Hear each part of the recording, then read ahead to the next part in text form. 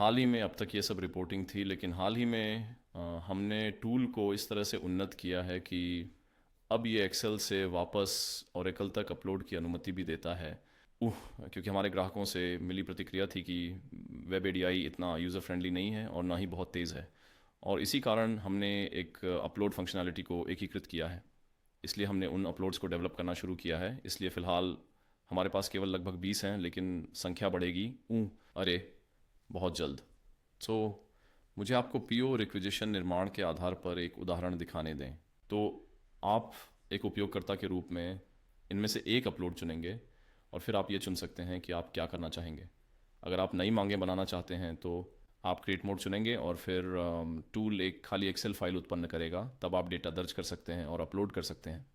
लेकिन आप क्रिएट या अपडेट मोड भी चुन सकते हैं और फिर आप मौजूदा रिक्विजिशन को क्वेरी कर सकते हैं और उन्हें संशोधित कर सकते हैं या नए भी बना सकते हैं। तो आइए मैं 2006 से रिक्विजिशन को क्वेरी करता हूँ और यहाँ फिर से आप स्थिति देख सकते हैं जो लंबित है, चल रही है, और एक आउटपुट। और फिर जब अनुरोध पूरा हो जाता है तो हम एक आउटपुट फाइल देखते हैं। इस मामले में यह मैक्रो सक्षम है और इसमें रंग हाइलाइटिंग है, ताकि उदाहरण के लिए आप देख सकें कि कौन से कॉलम अपडेट करने की अनुमति है। ग्रे कॉलम केवल पढ़ने के लिए हैं और पीले कॉलम आवश्यक कॉलम हैं। इसीलिए अगर आप नए रिकॉर्ड बनाते हैं तो आपको पीले कॉलम या आवश्यक पीले कॉलम के लिए मान प्रदान करना होगा।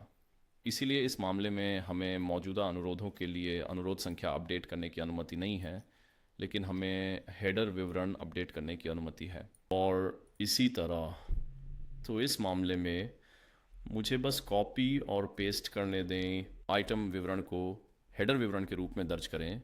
ये एक परीक्षण है, ठीक है।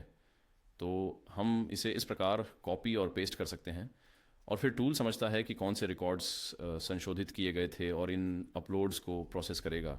हम नए रिकॉर्ड्स भी बना सकते हैं। मुझे जल्दी करने के लिए मुझे इन पीले कॉलम्स में से कुछ को कॉपी करने दें, ठीक है।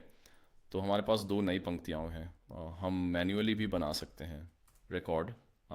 तो यहाँ हमारे पास वैल्यू भी वैलिडेशन की सूची है जो बहुत हद तक ओरेकल फॉर्म्स जैसी है।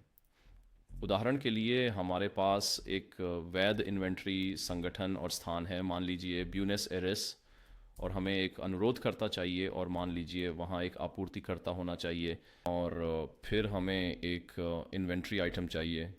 देखते हैं क्या हमारे पास है। उदाहरण के लिए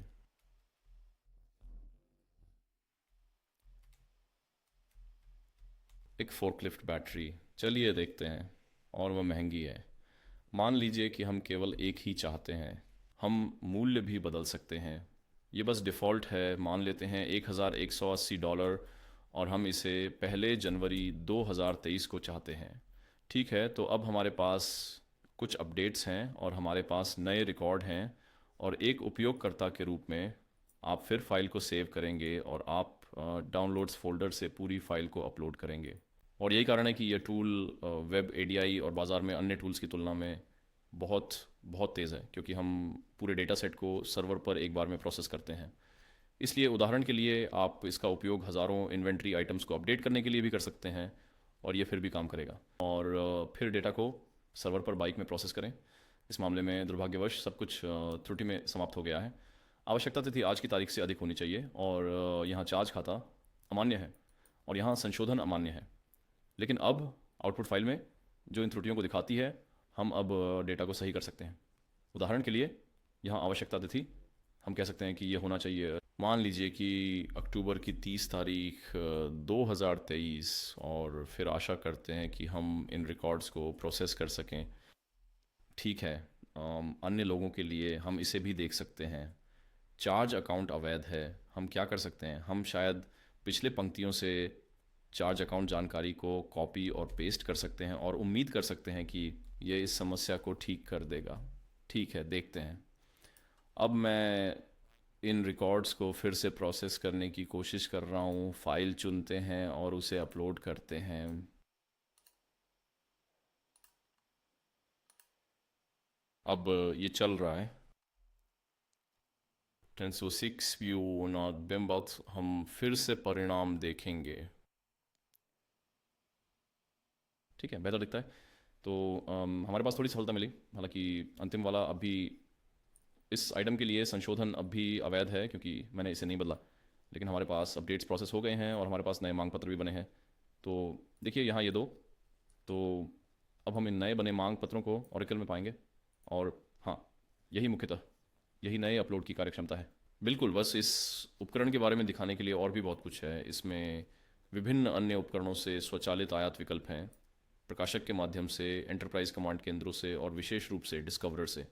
इसलिए हमारे पास डिस्कवरर का माइग्रेशन काफ़ी हद तक स्वचालित है, ताकि आप उपकरण का उपयोग करके सभी डिस्कवरर वर्कबुक्स को जल्दी से इस उपकरण में माइग्रेट कर सकें।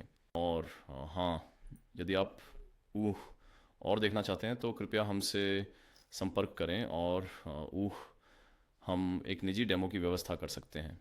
धन्यवाद।